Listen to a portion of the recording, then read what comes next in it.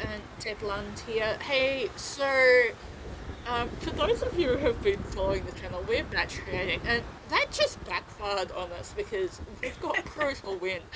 But now there's something that's come to my attention that we need to talk about.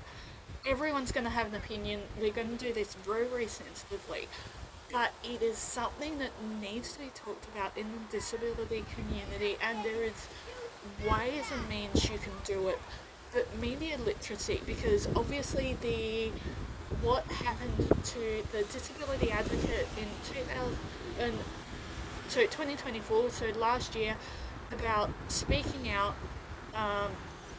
No, her YouTube clips were clipped out of context on Talkback Radio, and it just happened that she got contacted by a NDIA planner and they were going to review her access to the scheme. Turns out to have a happy ending. Her disabilities had changed and she was able to get her more appropriate funding for her level of needs as well. But it leads into, that was Talkback Radio, that is clickbait, that is rage bait. We as media consumers don't know the full story, and that's why Deb and I say, do your homework, ask us questions, we'll go and do our homework eventually.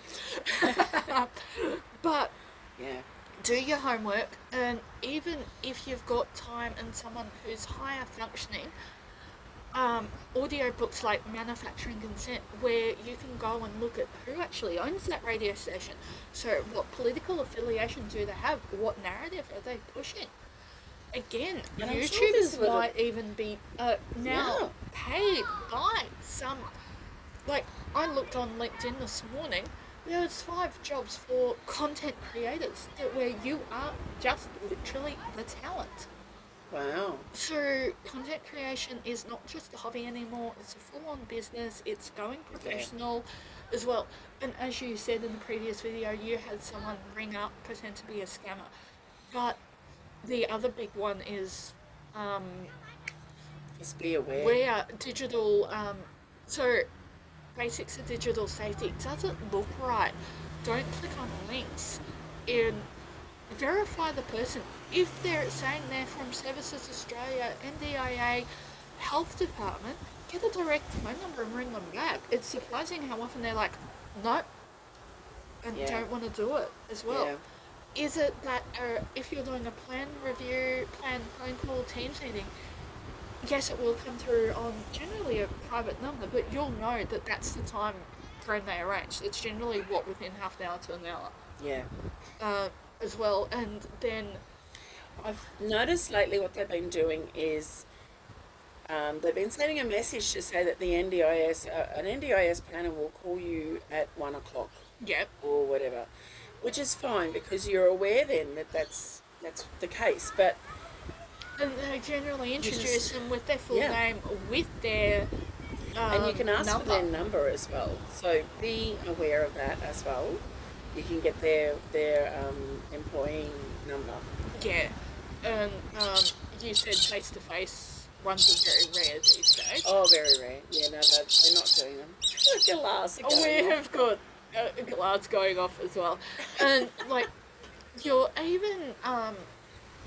basic media literacy needs to be taught. If you're in the day centre looking at Movie World doesn't do the backlot studio tours anymore because they're constantly filming for Netflix binge Stan. There's one that I kept calling Raglan Road that's actually Bay of Fires. Oh, okay. So they're constantly filming, but even some people who watch the news and go, but not understand the context. You're only getting what they want to give you, and it's always been the case, and it's all about creating a drama. The news cycle is like 24 hours, and honestly. Sometimes it might be better for those participants to just switch off the news or watch it once a week, or if they have an intellectual disability, and I'm not trying to be offensive here, but something like BTN, which is behind the news and it's designed for upper primary schoolers, might be a better way of them consuming It's very news. interesting, actually, BTN.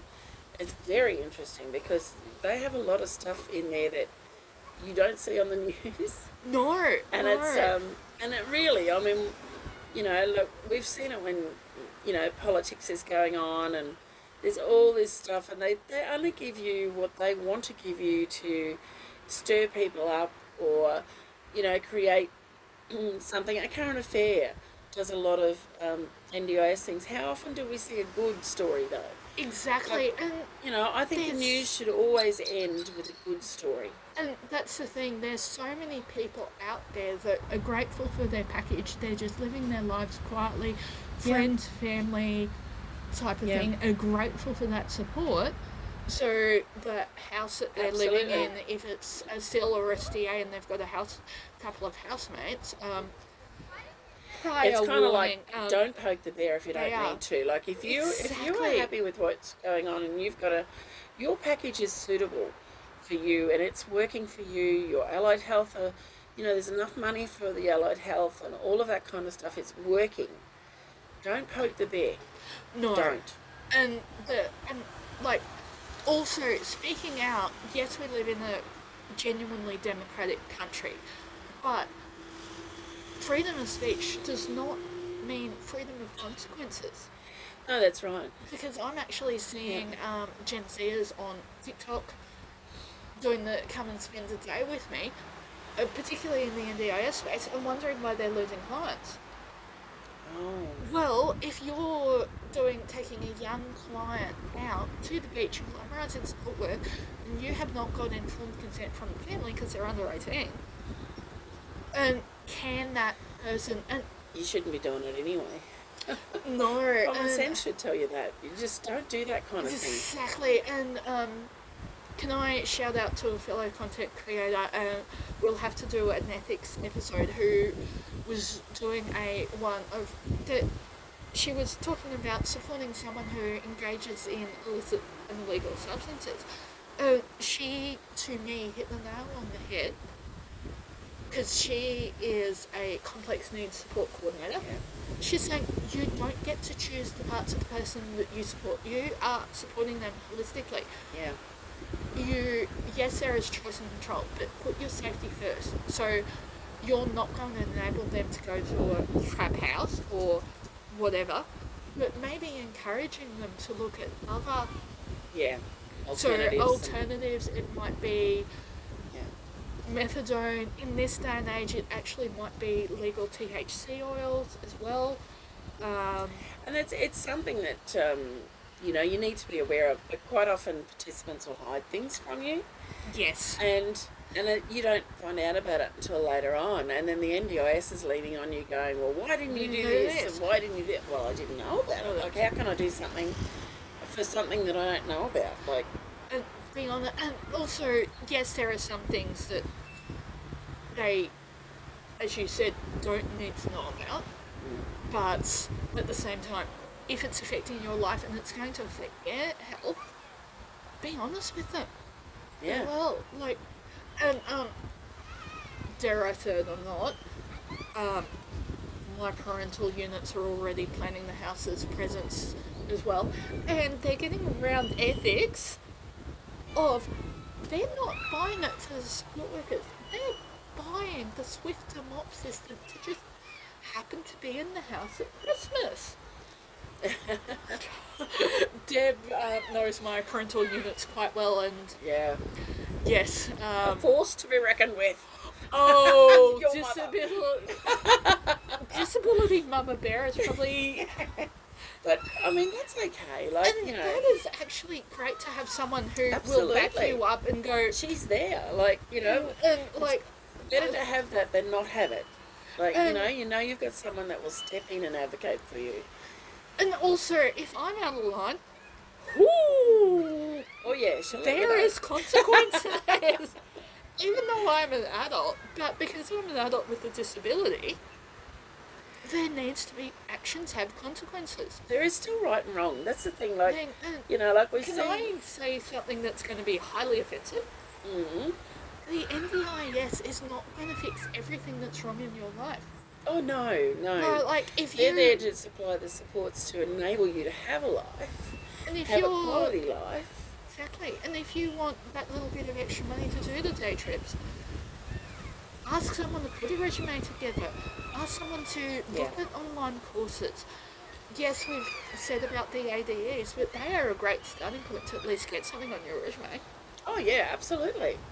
Like, I would never qualify because I'm so high at functioning, but yeah, like, and the thing is, it's about finding the work that fits to you, and sometimes that can be really difficult because there's just not enough of those jobs available. Like if we're talking factory work or and I know the bigger factory is closing down in Kingaroy as well. It hit the news last night. Goodness. But on the other hand, we've got the craft one opening up in the old White's factory next year. Oh, okay. So, but and I'm not going to call it low skilled work, because working in a factory, you've got to be aware of what's going on around you. You've got to be able There's to. There's a lot of workplace health and safety involved. There's a lot of being aware of different systems and processes, and it's just finding your spot in amongst the world. What it is, and again, what looks like work to you may look like a hobby to someone else. There was someone out in Pittsburgh who, and he's on TikTok, he's that tractor guy who talks about tractors, and he started pulling them apart. And so now he's got a full-on micro business, and it's the middle of the winter harvest. Oh, of course. Fixing them. He has a support worker who is able to do, and he had to fight, he's documented his journey, to get the transport, because he is rural, Pittsburgh is considered rural, to go out to the farms to be able to, and it's simple fixes, so it's plants of farm style fixes, Caleb going, what did you do now to Jeremy? Type of thing. Yes. And the wheels fell off. So it's making sure and doing the basic safety checks. So it's finding a niche. It's finding and it might be someone who you're going, oh my god, why is he always taking apart the electronics? See if he can get an apprenticeship in the local computer store. Yeah. It might only be 1 day a week. He might need to have a support worker with him. But I know that a lot of open employers are quite open to having and working with you, because there is research that a disabled employee is going to be much more loyal because they had to fight harder to get there. They've had to, if they don't drive, they've had to work out public transport or transport. They've had to fight for a transport allowance. But you've got to consider your health, and if that person is more suited to a secluded environment or closed loop environment like a day centre. Yeah. Well, some people are really good at the back office stuff. Like my administration guy, he does IT and stuff, but like he is better in a space where he can quietly be in the corner, do his thing, and not have a lot of people around him. Yes. And we have a lot of autistic people that are the same, especially the guys. They are more the cavemen that do all their stuff, in their own little space. And my son's very much a caveman. He's very much wants that. And that's fine, because they're happy in that space. That's their bubble. It is. It is. And then you'll have the others that need that social interaction. So it is about you knowing what you need and being able to put that forward and have someone accept that and run with that and find the right space for you. And I'm going to use a office scenario, as in the Office TV series. Yeah. There is something quite comforting about knowing that, yes, Janet from accounts is annoying as hell documenting everything, but who are you going to go to when the lights go down? Yeah, that's right. Or knowing that you do not pick up Sally's pancakes from the office potluck because you know her hygiene at home is a little bit questionable. So I'm using a TV series so I don't offend anyone, but Deb's laughing because you know exactly what I'm saying. I know. And there's that Gibbs quote. I have wonderful participants that are just beautiful people, but I wouldn't have a cup of coffee there.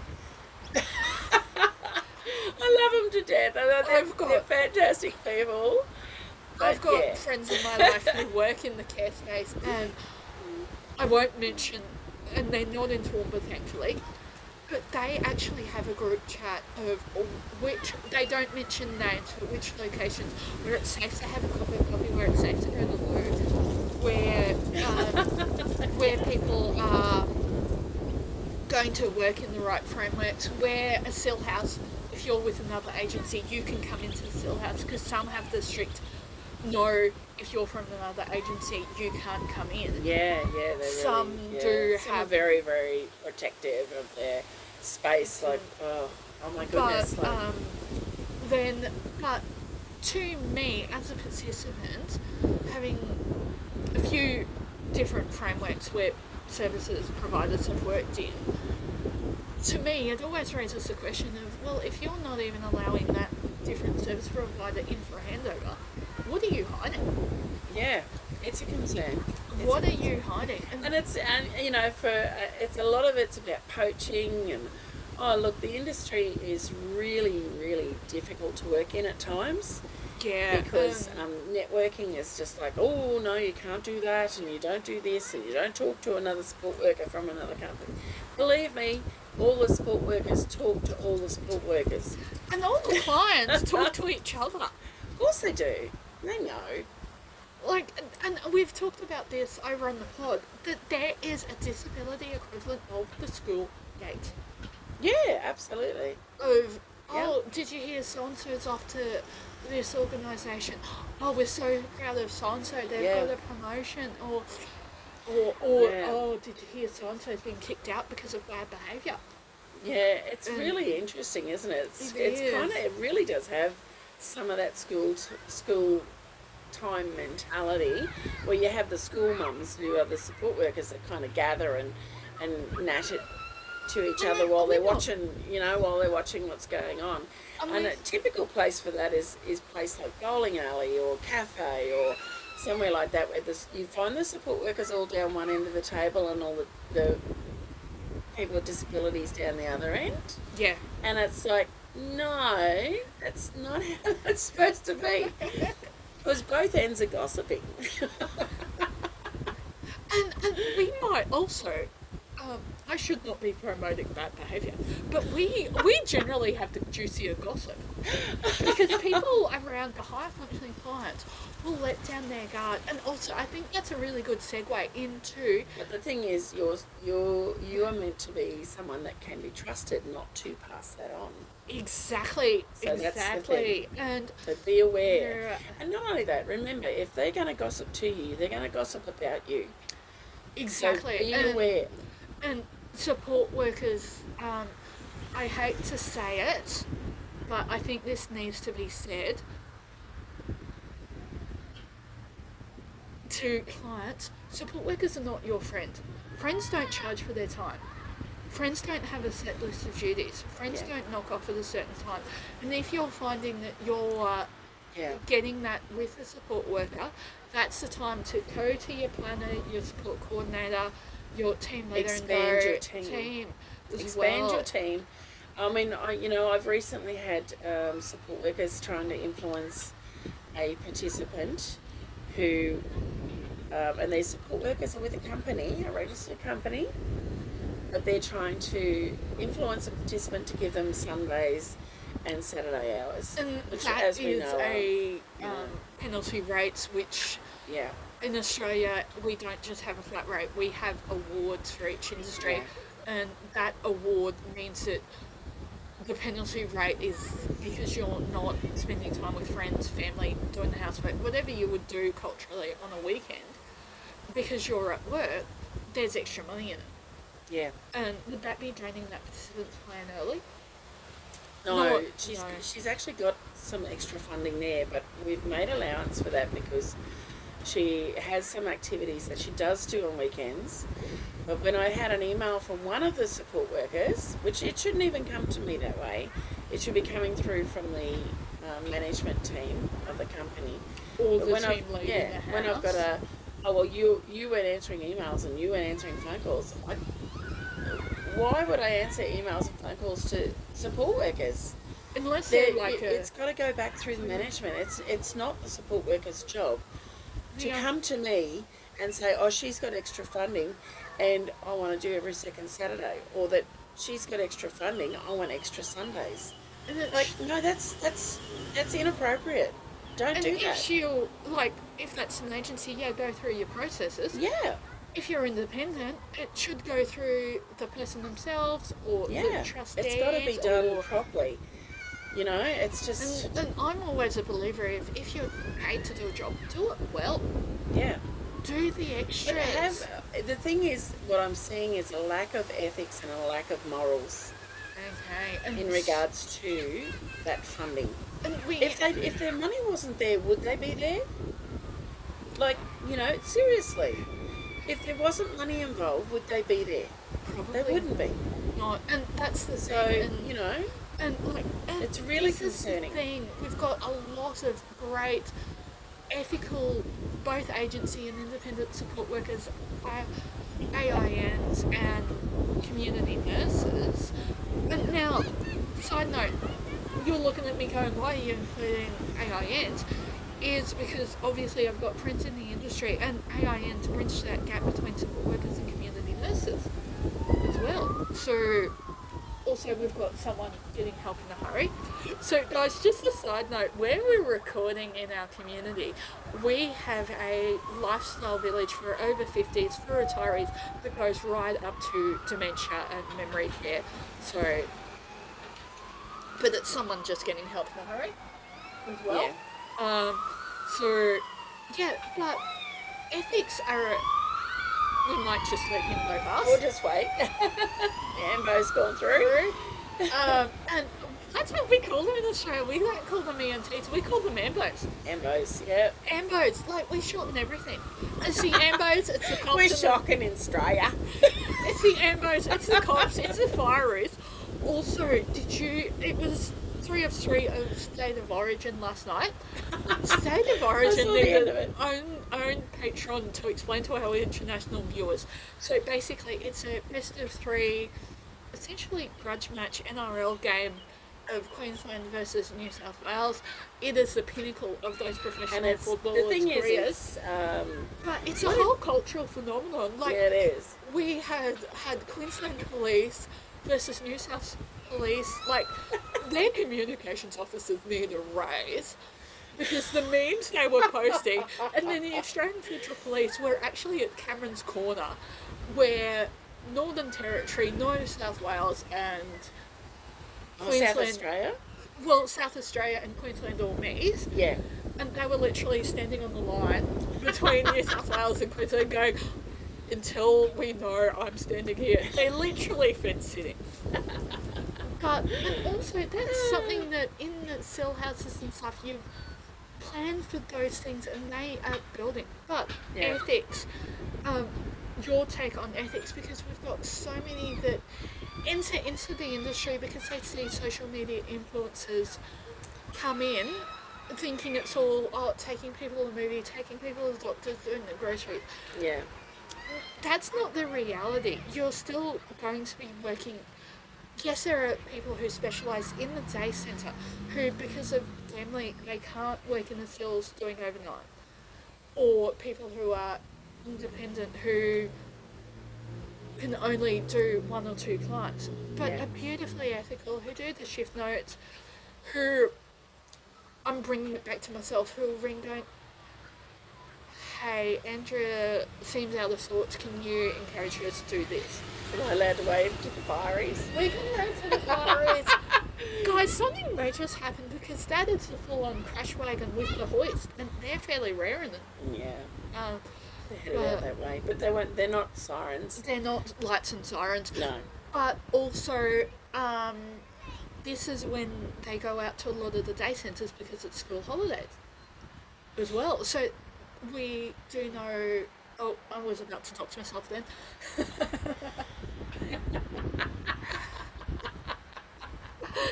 Media awareness. We're talking about media awareness. Media awareness.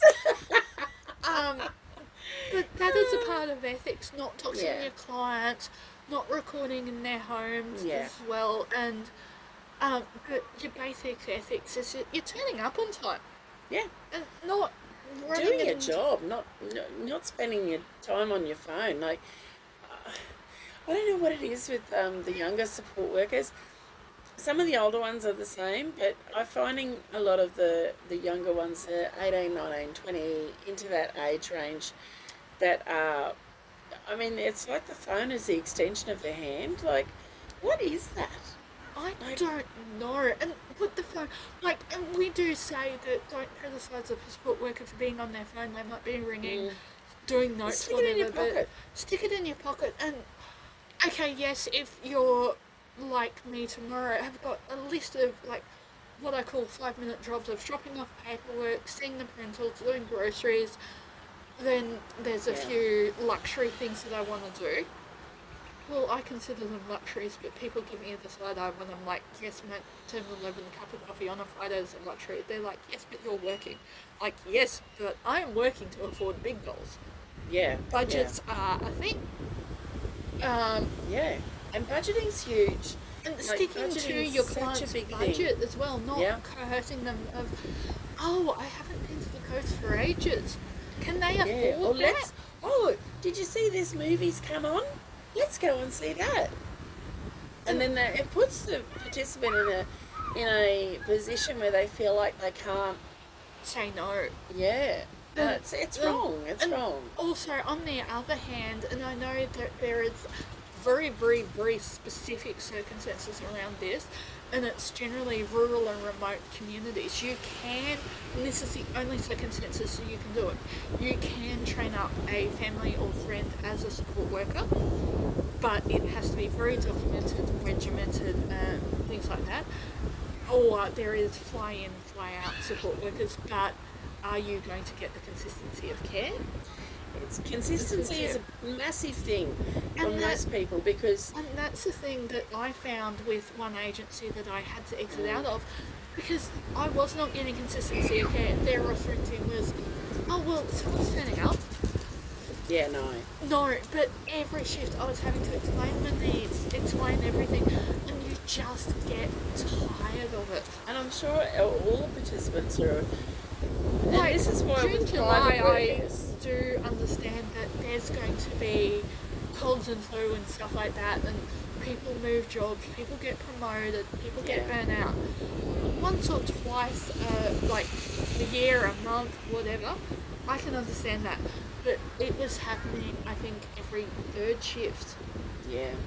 So... And see, that can be the thing with, especially if you don't have a lot of shifts with a company, and they'll just throw anybody at you. It's kind of like, oh, you don't matter so much because you're not doing 25 hours a week, you're only doing 8 hours a week. Yeah. So it's kind of, and that's the attitude, and that's not how it should be. No. And that's why a lot of people end up with private workers. But then we've got the other thing that happens with private workers, and some of them are fantastic, but some of them get very integrated into the participant's life, the family, and lose track of that professional boundary. Yes. And the participants lose track of the professional boundary as well. Yeah. And it is very, very difficult to maintain, but it is, they still go home at 4 o'clock. It is possible, it's just got to be, for a higher functioning participant, I've got to be aware that they're not my friend as well. This goes into, and I think it is time, and I'm not going to say too much, but can I say, unless that person is a registered psychologist and you're supporting them, please don't trauma dump on them. Even though you might have had a bad shift, you need to have enough space that you're not running in the door with a Coca-Cola unprepared for that next shift. Yes, you might have got rain, but you might need to ask rostering or that team lead to say, can you hang back for half an hour while I go and grab a TV dinner, while I go and grab my sleepover bag, to just decompress from that difficult client.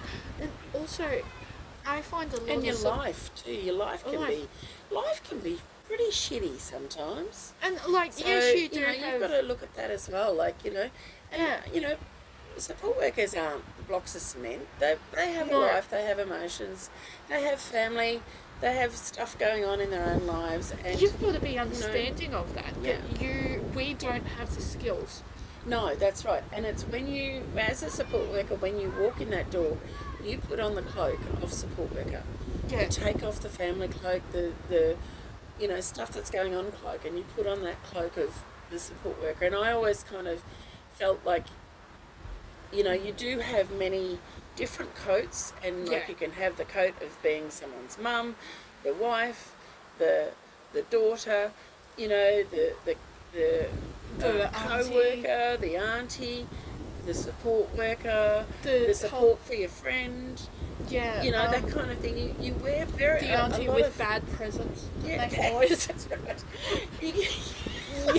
Yes, I may have got backlash for that recently. Yes. Oh well, yeah, fair enough. I've got some stuff that I never ever put batteries in, but for that reason. No, I decided to get have many different coats, and you do. have to be aware of that, and you have to learn how to manage that and how to do that. And that's something that support work, as you go along, as you experience different things, you learn not to take things personally. No. I've been called many things by different participants at different times, and you just don't take it personally, because it could have been something that happened 2 days ago that's triggered that. Like, it's not about you, and that's what you have to realise. And you know, that's why we always say don't bring religion or politics into your workplace, because it's not about you. No. It's about them. And that's something that a lot of support workers really need educating on. It is, and the only exception I would say with politics is if your client's on the electoral roll, make sure they've voted, because you are going to be the one in trouble if they have not voted. Yeah. You're going to get the fine as their transport as well. And yes, for our American viewers, if you're on the electoral roll, it is mandatory to vote. You can also get fined as well. And I feel $50 fine or something, isn't it, if you don't vote? So I always go, I do a postal vote, but I also go and support my local one teacher school with their cake stall. Yeah. And so that's the thing too. They've generally got like a cake stall or a sausage sizzle or... Well, and it's a big thing. Everybody's got to go out. So the thing is, they go and they do shopping. Voting day was always one of the biggest days when I owned the video shop years ago, when there were VHS videos. Yes, people, they did exist. For our younger ones, we are going to swap to my laptop to do some content. I will put some photos up of them. Videotapes. Oh my God. That was one of our biggest days, you know, for videos and stuff, because you're going out, you might as well go and do this and this at the same time. Grab your pizza and your video to watch. But our last voting federal vote, 45% of the people had pre-voted. So, you know, and that's the thing. I know America doesn't have mandatory voting. I think it's something they should have. It would certainly eliminate this massive political campaign that seems to go on forever. Well, and my goodness. The other thing I got sent from a colleague of mine, South Australia, which is one of our northern states, has just banned political donations. Yeah. As well. Our limit is 20,000. It's a limit. There is There's actually a national register that anything over $20 has to be documented on this register, whether you're the local council award up. Yep. So if you're the council award giving out achievements awards and merit badges for the local scout group, and they give you a $10 bottle of wine, that's considered a thank you, versus a $200 bottle of Runner Grange. That's a little bit different. Yeah. The $20 bottle of wine. So there is a lot. You know, I don't think Scouts or Guides would be doing a bottle of wine. It'd more be a homemade cake and card. That was a very inappropriate one. I think I need to do a recording break and swap to Yes, I think so. the laptop. We're going to swap to the laptop because, guys, Patreon only, but all tiers, we are doing the shed reveal, aren't we? Yes, I'll have to send you photos because I did take photos as I went along.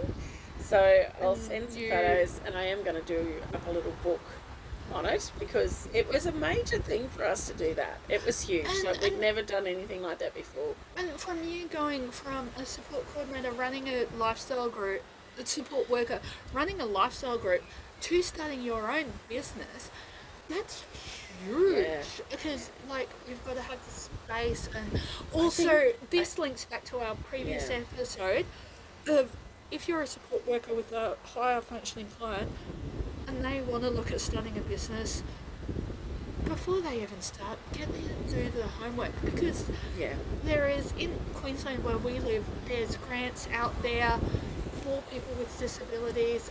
There might be partner organisations, especially if you're rural and remote. Don't forget the powerhouse that is the CWA. Well, that's right, and like there's a lot of Country Women's Association for our international viewers. There's a lot of community groups around the place that will help you as well. But having a plan in place and working your way through a plan, like I treat it as a leap of faith. Yes. And if the business hadn't worked, I would have just gone, okay, well, that didn't work, but that's okay. I learned from that experience. This is what I learned. Move on. Exactly. Don't treat any.